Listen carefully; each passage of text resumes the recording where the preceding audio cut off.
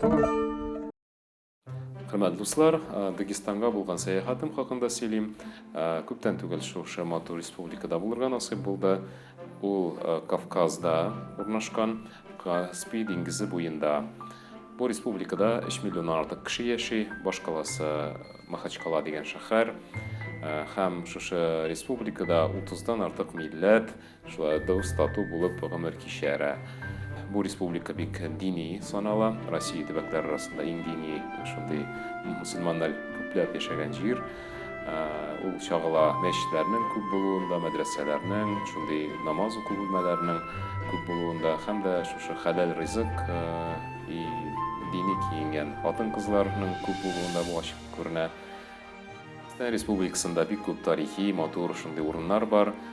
Шулар арасында миңа насыйп булды булырга Дербент шәһәрендә. Бу шәһәрдә бик матур шундый урта гасырдагы крепость сакланган, тарихи биналар шулай бар. Насыйп булды тауларга менәргә.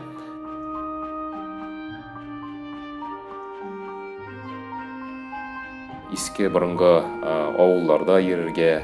Һәм дә инде берничә су саклагычта булырга бигрәк тә күңелгә истә калды инде Чиркей су саклагычы водохранилищесы, андагы Сулакский каньон һәм шулай ук Гор дигән бер авылда булырга туры килде, Чиркей авылында булырга туры килде һәм башка шундый кызыклы авылларда йөрергә, анда яшәгән кешеләр белән аралашырга, милли ризыкларын авыз итәргә, булар һәммәсе бик истә калды.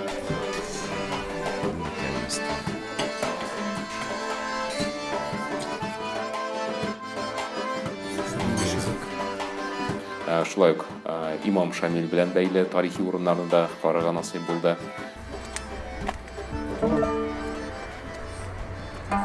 Имам Шамил көрәшкән җир. Бу башына ул сикереп төшкән һәм шуннан яраланып качкан.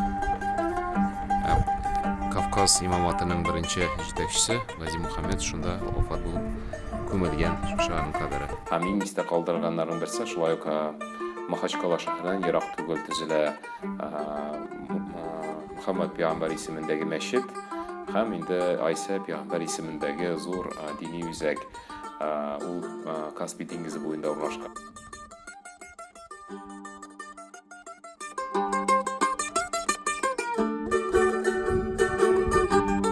Миңа бик шат бу сәяхәт.